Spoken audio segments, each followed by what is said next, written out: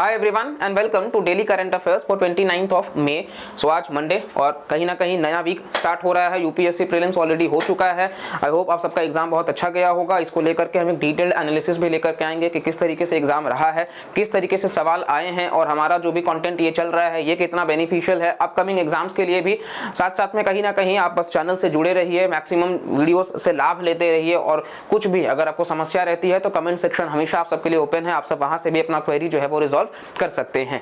तो चलिए, नया सप्ताह लग चुका है। जिन लोगों ने एग्जाम नहीं दिया है, 2024 की तैयारी कर रहे हैं, उनके लिए ये सुनहरा मौका है कि यहाँ से बस लग जाना है और अपनी पढ़ाई एकदम नेक्स्ट लेवल पे अब करनी है। और ये नया वीक के साथ में जो है वो सबसे अच्छा माना जाता है। तो हम बस इस चीज को इंप्लीमेंट करते हैं और हम आगे से भी कोशिश करेंगे कि आप सबके लिए क्वेश्चंस भी अब लेकर के आते रहेंगे, टॉपिक से भी रिलेटेड और स्टैटिक पोर्शन से भी रिलेटेड, ताकि आपका जो स्टैटिक है वो भी रिवाइज होता रहे या फिर हम यहाँ पे कवर कराते रहें। बस आप सबका प्यार चाहिए, स्नेह चाहिए और मैक्सिमम शेयर करते रहिए, चैनल को सब्सक्राइब करते रहिए। बहुत सारे लोग हैं जो चैनल को सब्सक्राइब नहीं करते हैं, तो आपको अगर जरा भी हेल्प होता है तो प्लीज लाइक करिए और सब्सक्राइब कर लीजिए। ट्रस्ट मी, सिंगल पेनी भी चार्ज नहीं हो रहा है, लेकिन हमारा मोटिवेशन बढ़ेगा कि आपके लिए एक नेक्स्ट लेवल का कंटेंट लेकर के आना है। चलिए स्टार्ट करते हैं वीडियो को। And the first topic for the day, industrial corridor. तो इंडस्ट्रियल कॉरिडोर की बात कर लेते हैं। तो बेसिकली अच्छा, इसके पहले हम बात करना चाहेंगे कि हमने ऑलरेडी वर्ल्ड अफेयर्स सेक्शन में, आप देखेंगे कल के ही वीडियो में, तो आपको देखने को मिल जाएगा कि वहां पे हमने न्यू पार्लियामेंट, ओल्ड पार्लियामेंट का जो भी चल रहा है और साथ साथ में जो दिल्ली गवर्नमेंट और कहीं ना कहीं आपको देखने को मिल जाएगा कि जो सेंट्रल गवर्नमेंट है, उन दोनों के बीच में भी जो टसल चल रहा है उनको हमने बहुत ही डिटेल में एक्सप्लेन किया है। तो आप वहां जाकर के उस वीडियो को चेकआउट करिएगा। उस वीडियो से आपको बहुत कुछ जानने को मिलेगा कि जो भी सवाल बन सकते हैं वो हमने डिटेल में कवर कराए हैं। तो प्लीज आप इस वीडियो के बाद में आप उस वीडियो को जरूर चेकआउट करिएगा। मैक्सिमम आपका जो क्वेरी है या मैक्सिमम जो आपको रिटेंशन चाहिए, एक इन्फॉर्मेशन चाहिए, वो आपको मिल जाएगा। चलिए फर्स्ट टॉपिक पे स्टार्ट करते हैं आप, इंडस्ट्रियल कॉरिडोर। तो जो एशियन डेवलपमेंट बैंक है बेसिकली ADB और जो गवर्नमेंट ऑफ इंडिया है, इन्होंने साइन किया है एक $141 मिलियन लोन एग्रीमेंट जो सपोर्ट करेगा development of infrastructure industrial clusters Andhra Pradesh में। और ये जो फाइनेंसिंग है वो पार्ट है लार्जर $500 मिलियन US का जो मल्टी ट्रांच फाइनेंसिंग फैसिलिटी है जो कि अप्रूव किया गया ADB के द्वारा। ये आप देख सकते हैं किस तरीके से अमृतसर कोलकाता के बीच में, किस तरीके से कोलकाता चेन्नई और साथ साथ में आपको ट्यूटिकोरिन के बीच में, ये चेन्नई बेंगलुरु के बीच में, ये बेंगलुरु मुंबई और ये दिल्ली मुंबई के बीच में। तो ये पूरा का पूरा जो है आपको देखने को मिल जाएगा कि इंफ्रास्ट्रक्चर इंडस्ट्रियल क्लस्टर्स जो है वो बनाया जा रहा है इन शहरों को जोड़ करके।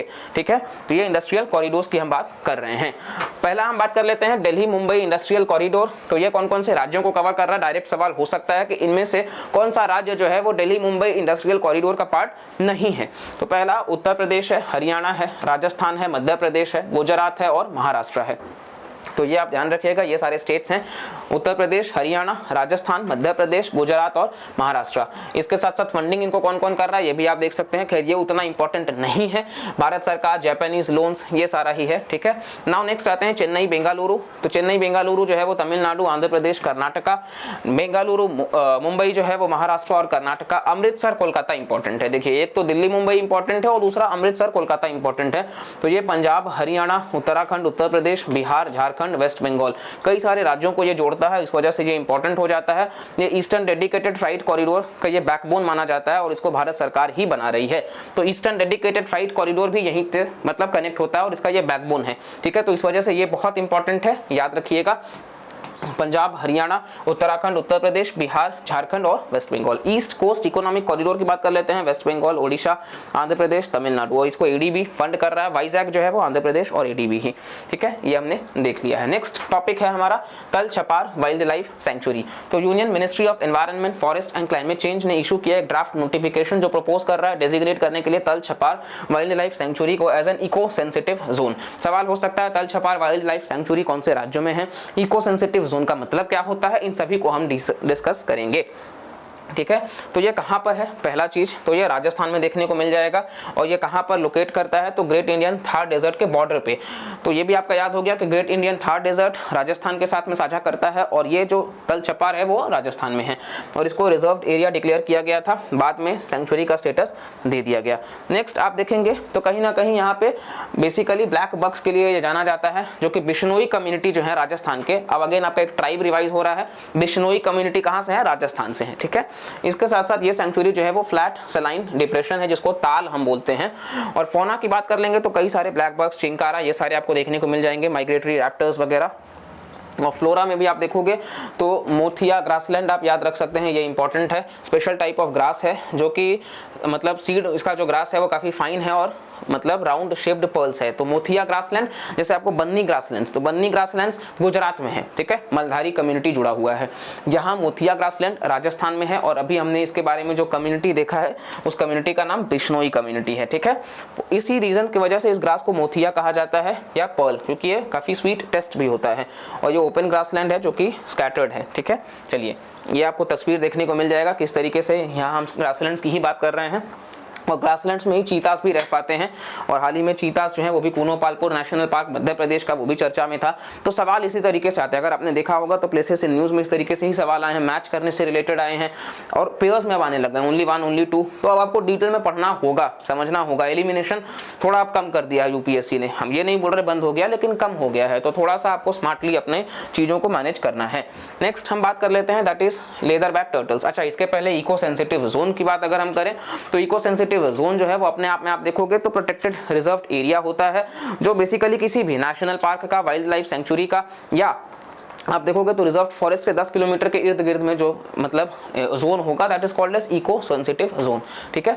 चलिए, भारत गवर्नमेंट, भारत सरकार जो है उन्होंने रिसेंटली की अप्रूवल दिया है इंटरनेशनल कंटेनर पोर्ट का ग्रेट निकोबार आइलैंड में, जो कि प्रिवेंट करेगा लेदर बैक टर्टल्स को कि वो रीच करे नेस्टिंग साइट्स से। इसका जो नेस्टिंग साइट्स है इसको अरीवाडा कहते हैं, ठीक है, अरीवाडा। ज़्यादातर ऋषिकुलिया रिवर है उड़ीसा का, वहाँ पे आपको देखने को मिल जाएगा कि जो मतलब आपको लेदर बैक टर्टल्स की हम बात नहीं कर रहे हैं, ये बेसिकली आपको देखने को मिल जाएगा। साइंटिफिक नेम इनका आप पढ़ सकते हो, ये लार्जेस्ट टर्टल है वर्ल्ड में। तो 1 लाइनर एग्जाम्स के लिए डायरेक्ट सवाल हो सकता है यूपीएससी के स्टेटमेंट में कि largest turtle in the world, तो लेदर बैक टर्टल्स।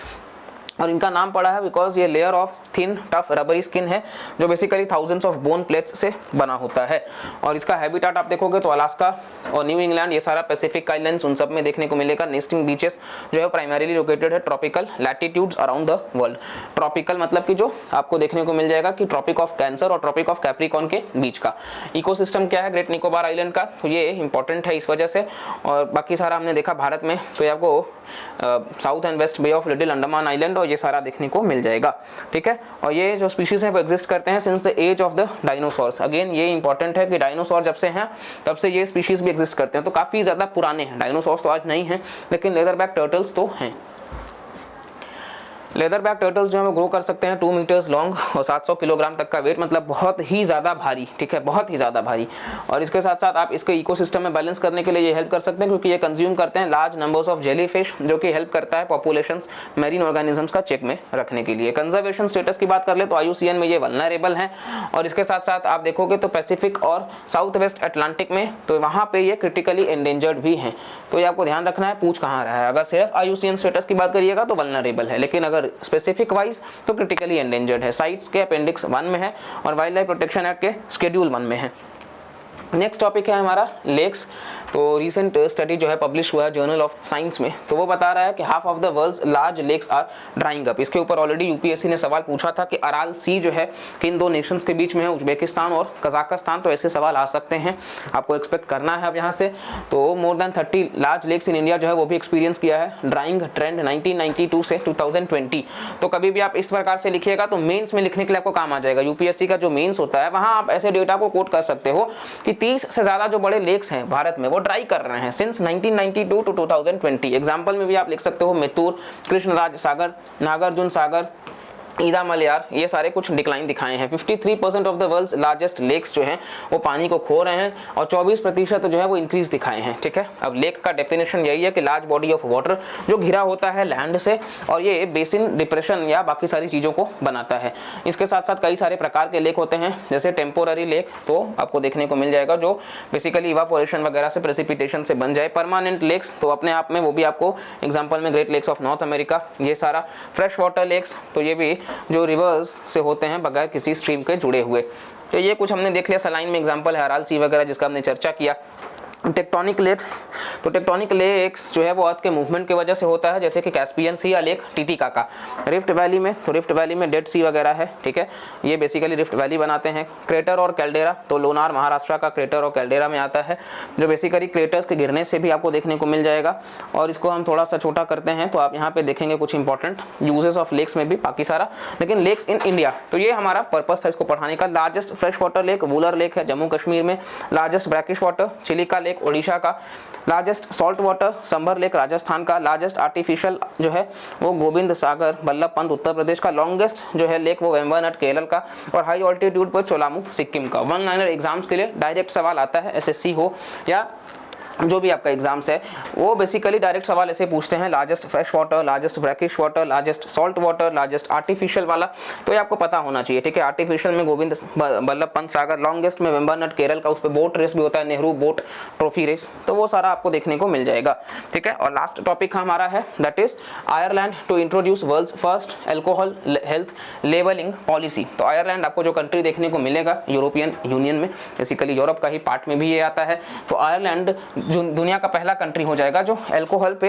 ये दिखाएगा कि हेल्थ लेवल होगा प्रॉपर, ये कंज्यूम करने से लिवर रिलेटेड डिजीजेस हो सकता है, प्रेग्नेंट महिलाएं कंज्यूम ना करें जस्ट बिकॉज कि ये WHO के क्लास 1 में है, कार्सिनोजेनिक है बहुत ज़्यादा।